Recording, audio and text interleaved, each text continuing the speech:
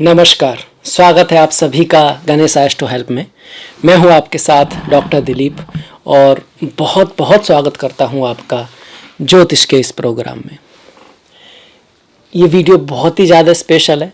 2022 का आखिरी महीना जो दिसंबर है वो मीन वालों के लिए कैसा रहेगा उसके बारे में हम बात करेंगे। जीवन के जितने भी क्षेत्र हैं, जैसे आपका करियर है, आपकी पढ़ाई लिखाई है, अगर आप स्टूडेंट हैं तो आपका काम धंधा, बिजनेस, हेल्थ, स्वास्थ्य वगैरह है। वहीं दूसरी तरफ आपका प्रेम जीवन है, शादी की वैवाहिक जीवन है और परिवार की जो लाइफ है उसके बारे में, मतलब जीवन के जितने भी क्षेत्र हैं सबके बारे में बात करेंगे।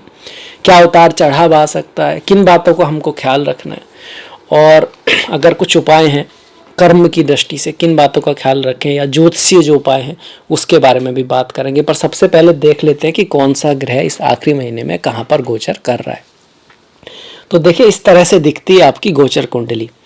लग्न कहिए या राशि कहिए, पहला जो भाव है, प्रथम जो भाव है, वहां पर गुरु गोचर कर रहे हैं।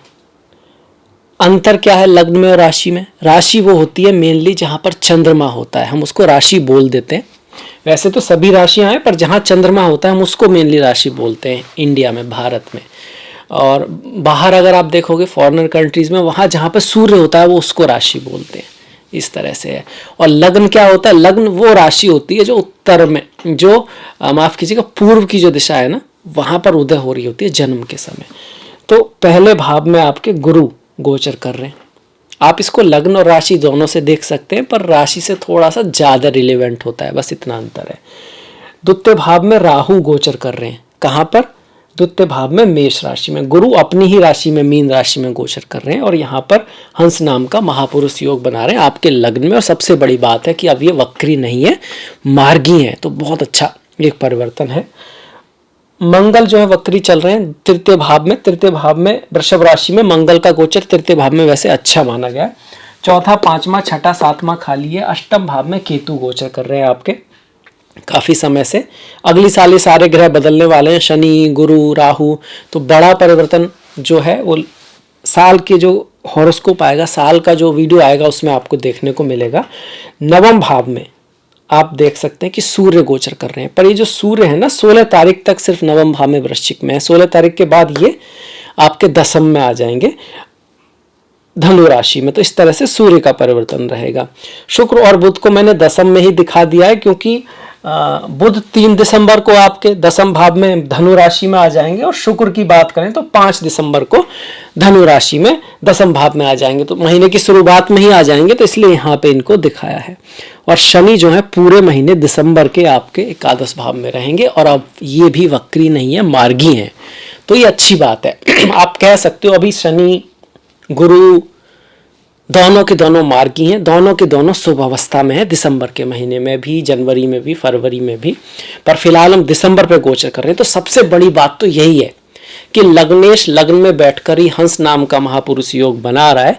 तो हंस नाम का महापुरुष योग क्या देता है? व्यक्ति को बहुत सारा नाम मिलता है, फेम मिलता है। नॉर्मली अच्छे कर्मों से व्यक्ति को लाभ होता है। ध्यान रखिए, हंस नाम का महापुरुष योग अच्छे कर्मों से लाभ देता है। अगर हंस नाम का महापुरुष योग है और व्यक्ति के कर्म उतने अच्छे नहीं है धर्म के शास्त्र के अनुसार, तो ये गुरु फिर आपको उल्टा रिजल्ट भी देता मिलेगा। और तभी आप कई बार जो लोग कुंडली देखते हैं कहेंगे भाई गुरु तो अच्छे भाव में है, पर रिजल्ट उतना, कहीं ना कहीं कर्मों में कुछ ना कुछ तो गलती हुई है। सही कार्यों से आपको लाभ देता है यहाँ पर जो गुरु है। गुरु यहाँ पर बैठकर आपको आपके कार्य के प्रति, आपके पद प्रतिष्ठा सम्मान के प्रति, करियर के प्रति, समाज में जो आपकी शोभा है, समाज में जो आपकी प्रतिष्ठा है, आपका जो स्थान है, उसके प्रति बहुत सेंसिटिव बनाता है। कहते हैं ना कि भाई अब ये इज्जत की बात है, खानदान की है या परिवार की है या देश की है, मतलब अपना जो ऑरा है वो अच्छा दिखना भी उनका एक महत्वता होती है। पर यहाँ समझने की बात है कि दिखने से ज़्यादा होने पे ज़्यादा ध्यान देना है। और कई बार क्योंकि यहाँ पर ईगो भी बढ़ा देता है, मतलब व्यक्ति के अंदर थोड़ा कि हमें तो सब पता है, हमें तो सब आता है। तो अगर ऐसा कुछ है तो फिर उससे दूर होना होगा आपको, तब आपका गुरु आपको अच्छे रिजल्ट देगा। अगर इस तरह का गुरु हो और व्यक्ति की लाइफ में कोई गुरु हो, रियल गुरु हो, तो फिर वो बहुत तरक्की करता है। या फिर कम से कम धर्म के पाथ पर हो, गीता, रामचरितमानस, श्रीमद् भागवतम, कुरान या बाइबल, जो भी एक धार्मिक किताबें हैं उनको पढ़ता हो और उनकी चीज़ों को जीवन में उतारने की कोशिश करता हो, तो इस तरह के गुरु से बहुत लाभ व्यक्ति को होता है। गोचर में भी होगा और जन्म पत्री में भी होता ही है, क्योंकि कुछ बच्चे भी जन्म लेंगे दिसंबर में, तो उनका आएगा यहाँ पर इस तरह का गुरु, तो उनके लिए बहुत अच्छी खूबसूरत ये है। इस तरह के पाथ पर अगर बच्चा चलेगा तो बहुत ज़्यादा सफल होगा, बहुत बड़े बड़े लोग उसकी रेस्पेक्ट करेंगे। गुरु की दृष्टियां पंचम पर, सप्तम पर, नवम पर बड़ी शुभ दृष्टियां यहाँ से आ रही हैं। पंचम पर संतान प्राप्ति का योग बनाता है, आपके संतान हो सकती है आपको। साथ में प्रेम का भाव है, ये प्रेम का भाव मतलब जो लोग सिंगल हैं इस महीने चांसेस है कि उनकी लाइफ में कोई आ सकता है। पंचम भाव पढ़ाई लिखाई का है, स्टूडेंट्स के लिए भी अच्छी खबर है। आप अगर मेहनत करेंगे, एफर्ट करेंगे तो आपकी जो पढ़ाई का जो है रिजल्ट आपको जरूर मिलेगा। गुरु की सीधी दृष्टि, सातवीं दृष्टि होती है ये, यहाँ पर भी गुरु ने दृष्टि डाली, यहाँ पर भी डाली। ये भाव है व्यापार का, धंधे का, काम का, पार्टनर्स का। तो पार्टनर बनेगा आपका, गर्लफ्रेंड बॉयफ्रेंड जहाँ तो प्यार की बात हुई थी, पार्टनर की जब बात आए तो कहीं ना कहीं शादी होगी, या फिर एक तरह का आपस में ये मन बना लिया, प्रॉमिस कर लिया कि हम दोनों साथ रहेंगे, तो वो भी कहीं ना कहीं पार्टनरशिप है। तो पार्टनरशिप के लिए, बिजनेस के लिए भी अच्छा है ये भाव। बिजनेस का भी आपका व्यापार बढ़ेगा, जो व्यापारी लोग हैं उनके लिए भी अच्छा है। सप्तम भाव जो होता है बिजनेस का होता है, इस भाव का कारक भी अगर हम देख लें, इस भाव का स्वामी भी अगर हम देख लें, तो बिजनेस के बारे में काफी कुछ रिजल्ट आ जाएगा। तो देखा जाए तो इस भाव के कारक शुक्र दशम में है, इस भाव के स्वामी बुध भी दशम में है। तो व्यापार धंधे वालों का काम के लिए अच्छा है, जो लोग खुद का काम कर रहे हैं उनके लिए बहुत बढ़िया यहाँ पर दिखाई पड़ता है आपका महीना। साथ में ही जॉब वालों के लिए भी अच्छा है। क्यों? सूर्य 16 तारीख के बाद जॉब के लिए ज़्यादा अच्छा है, क्योंकि 16 तारीख के बाद सूर्य आपके यहाँ आ जाएंगे दशम में। परिवर्तन तो यही हो रहा है, ये तो पहले महीने की तरह ही है। तो 16 तारीख के बाद आपको जॉब लग सकती है। सरकारी नौकरी अगर आप कर रहे हैं तो आपका प्रमोशन आदि हो सकता है, और ऑफिस में आपकी कोई किसी बात को लेकर आपको प्रतिष्ठा हो सकती है, आपकी किसी बात की तारीफ हो सकती है। महिलाओं से थोड़ा सा बना के रखना है आपको, महिलाओं से कुछ मतभेद होने के चांस बनते हैं शुक्र की वजह से, क्योंकि शुक्र दशम में होते हैं। तो करियर के क्षेत्र में महिला की वजह से रुकावट आ सकती है, किसी महिला से कुछ थोड़ा बहुत मतभेद रह सकता है। हेल्पफुल रहिए, उनकी हेल्प कीजिए और रेस्पेक्ट कीजिए उनकी। कोई बात है तो उसको प्यार से सुलझा लीजिए, बात को बढ़ाइए मत। देखिए, आपने भगवान राम की कहानी तो सुनी होगी, हर किसी ने सुनी है, हर किसी के घर में गीता या रामायण होती है नॉर्मली। पर सिर्फ होने से क्या होता है, उससे जो थिंकिंग, जो उसकी जो सोच है, उससे जो सीखना है वो जीवन में उतारना बहुत ज़रूरी है। आपने देखा होगा कि रामचंद्र जी को सुना होगा कि भाई अगले दिन राज्य मिलने वाला था पूरे भारतवर्ष का, और उनको ना वनवास हो गया, वो भी 1-2 दिन के लिए नहीं, 14 साल के लिए वनवास। मतलब जंगल, पहले तो जंगल। पर इसके बावजूद भी भगवान राम से जब बताया तो रामचंद्र जी ने सिर्फ यही कहा कि माँ कैकेयी बस इतनी सी बात है, मतलब ये तो छोटी सी बात है, इसके लिए पिताजी इतने परेशान हो रहे हैं। दूसरी बात, जब वो गए तब भी माँ कैकेयी के पैर पहले छू कर गए। क्यों? उन्होंने तो इतना उनके लिए, तो उससे हमें सोचने को मिलता है, जानने को मिलता है कि भगवान राम समझते थे कि डेस्टिनी होती है, कर्मों का रिजल्ट होता है। तो कहीं ना कहीं कैकेयी भी उसका पार्ट है, डेस्टिनी का पार्ट है, और शायद अपना रोल प्ले कर रही है यहाँ पर। तो उनसे पर्सनली किसी के प्रति भी हार्ट नहीं रखा रामचंद्र जी ने। जंगल में गए तो लगभग अकेले गए, माता सीता साथ में थी, लक्ष्मण साथ में थे। तो ये भी यहाँ से हमें सीखने को मिलता है कि भाई जब मुसीबत का समय हो या प्रॉब्लम आती है तो ईश्वर अकेले हो गए, राम जी अकेले हो गए, तो हम तो आम चीज़ हैं, हम तो आम लोग हैं, तो उसमें कोई बुरा मानने की ऐसी बात नहीं। कभी सुना नहीं होगा भगवान राम भरत शत्रुघ्न या बाकी के जो प्रजा से उससे नाराज हो गए कि भाई वो मेरे साथ नहीं आए, आ सकते थे, लड़के आ भी जाते, क्या है। तो ये यहाँ से सीखने को मिल रहा है कि हमको किसी के प्रति मन में हार्ट नहीं रखना है, किसी के प्रति बोझ नहीं रखना है। हाँ, उस सॉल्यूशन को संभालने की कोशिश करनी है। जैसे भगवान राम जंगल में गए तो वहां पर भी अपना सेना बना ली, क्योंकि उनके लक्ष्य के प्रति जो उनका जो डेडिकेशन था वो बहुत ज़्यादा था। वहीं अपने जो धर्म के प्रति जो उनकी रेस्पॉन्सिबिलिटी थी, जिम्मेदारी थी या फिर कर्तव्य थे, उनको भी साथ में निभाते हुए चल रहे हैं। ये कौन सिखा रहे? भगवान राम सिखा रहे हैं हमको।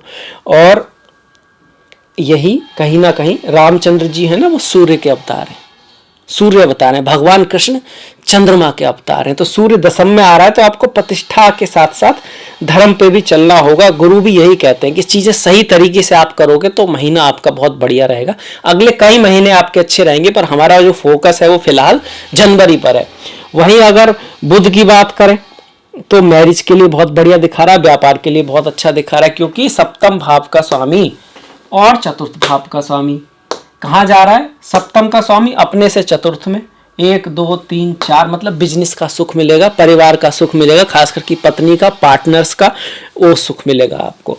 चतुर्थ का स्वामी अपने से सप्तम जा रहा है, अपने ही भाव को देख रहा है। घर, गाड़ी, भूमि, वाहन, बंगला आदि का लाभ हो सकता है। जब घर की बात आए तो मंगल बहुत इंपॉर्टेंट होता जाए।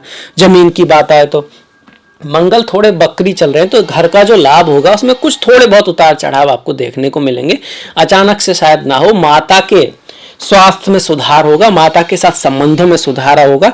कुछ ना कुछ फ्रेंड्स आपके नए बनेंगे, दोस्त फ्रेंड्स, कुछ उनसे लाभ होने की भी संभावना है यहाँ पर, क्योंकि चौथे भाव का स्वामी चौथे भाव को देख रहा है। तो कहीं ना कहीं मन में शांति सुकून भी आने की संभावना यहाँ पर बनती है। इसके बाद शनि महाराज की बात करें, एकादश में शनि है, तो आपकी प्रतिष्ठा को बढ़ाएंगे, समाज में आपकी स्थिति को मजबूत करेंगे, धन लाभ आपको कराएंगे, लाभ कराएंगे, पर खर्चा बहुत रह सकता है, जुड़ने में मुश्किल आ सकती है। चांस क्या है कि शनि लाभ तो करा रहे हैं, पर भाई राहु यहाँ पे बैठे हुए हैं द्वितीय भाव में, वाणी की वजह से कभी कभी कुछ मतभेद भी परिवार वालों के साथ रह सकते हैं। माँ को छोड़ दें, भाइयों के साथ, पिता के साथ थोड़ा ज़्यादा चांसेस है, क्योंकि माँ के मामले में अभी थोड़ा बुध का सपोर्ट आया हुआ है, पर यहाँ पर परिवार का तो आ ही रहा है, राहु वहाँ पर है। ये परिवार साथ में पत्नी वगैरह का भी है। कहीं ना कहीं कुछ वाणी की वजह से ससुराल का जो पार्ट है, पत्नी की जो फैमिली है वहाँ, या पति की जो फैमिली है, उनसे कुछ मतभेद यहाँ पे रह सकते हैं। धन इकट्ठा करने के बारे में सोचें, फेंकने के बारे में, खर्च करने के बारे में मत सोचें। कुछ खर्च जरूरी होते हैं, उतना आप करें, पर राहु कई बार ना एक्स्ट्रा खर्च करा देता है। एक्स्ट्रा एम्बिशन में भी चीजें कभी कभी गलती करा देता है। जैसे कोई कहे 5 का 15 कर देंगे सीधा आपको बहुत बड़ी बात है, बढ़िया बात है, और एक बार कर भी दिया, फिर कहेंगे 15 का 45 कर देंगे, तो फिर आप कहोगे यार बहुत बढ़िया, फिर 45 का। इसमें ना आदमी लालच में आ सकता है, एम्बिशन में आ सकता है, एक बार किया तो दूसरी बार भी कर सकता है। तो ये सब राहु करा सकते हैं द्वितीय भाव में। इसके साथ साथ द्वितीय भाव में राहु कुछ अच्छा भी दे सकते हैं, हाँ दे सकते हैं। फॉरेन चीज़ों से कुछ लाभ करा सकते हैं, विदेशी चीज़ों से आपका लाभ करा सकते हैं। टेक्नोलॉजी, इलेक्ट्रिसिटी, इनके मैग्नेटिज्म, इन सब चीज़ों से राहु जुड़े हुए हैं, उस चीज़ों से आपको लाभ करा सकते हैं, सडन गेन करा सकते हैं। थोड़ा बहुत आपको यात्रा करते वक्त थोड़ा ध्यान रखना है, क्योंकि अष्टम भाव में केतु आ रहे हैं, यात्रा में थोड़ा भय रहता है। पेट का ध्यान रखना है, पेट की डिजीज हो सकती है। खाने के मामले में पुराना बासी खाना नहीं खाना है। राहु कभी कभी आपको तामसिक भोजन की तरफ थोड़ा सा ज़्यादा ही आकर्षित कर सकते हैं, तो वहाँ आपको थोड़ा ध्यान रखना है। राहु के लिए माँ दुर्गा, माँ सरस्वती की पूजा अवश्य करें। अगर आपकी राहु की दशा महादशा है, अगर केतु की दशा महादशा चल रही है, तो गणेश जी की पूजा अवश्य करते रहें आप। इसके बाद देखिए आपकी ओवरऑल रेमेडी क्या होती है, जो हमेशा काम करती है, वो होती है गुरुवार के दिन मंदिर जाएं, मंदिर में कोई हेल्प कराएं। ओम ग्राम ग्रीम ग्रोम सह गुरुवे नमः, या फिर ओम नमो भगवते वासुदेवाय का मंत्र आप करें। अगर आपको कुछ नहीं पता है, आपने कोई कुंडली भी नहीं दिखानी है, जरूरी नहीं है दिखाना, क्योंकि भगवान राम कहते हैं कि ये इंपॉर्टेंट नहीं है कि लिखा क्या है, इंपॉर्टेंट ये है कि अब जो सिचुएशन है ना, उसमें हमारा धर्म के अनुसार, और अपना गोल तो लक्ष्य में ही, अपने लक्ष्य को प्राप्त करना कोई अधर्म नहीं है, उसके लिए धर्म के अनुसार क्या प्रयत्न करना है, क्या स्ट्रेटजी बनानी है सही तरीके से, वो इंपॉर्टेंट है। और जो लिखा हुआ है उसको तो आप बदल भी नहीं सकते, बदला नहीं जा सकता। रामचंद्र जी को वनवास होना था तो हुआ, और ज्योतिषी, बहुत बड़े बड़े ज्योतिषी हुए हैं, जैसे कि वशिष्ठ जी, उन्होंने भी कुंडली देखी थी भगवान श्री राम की, तो उपाय किए गए थे, और बहुत ज़्यादा ऑस्पिशियस समय निकाला गया था कि शायद इस समय पर ऑस्पिशियस शादी कराई जाए, मतलब उस समय राज तिलक करा जाए, तो शायद ना हो, पर हुआ, फिर भी हुआ।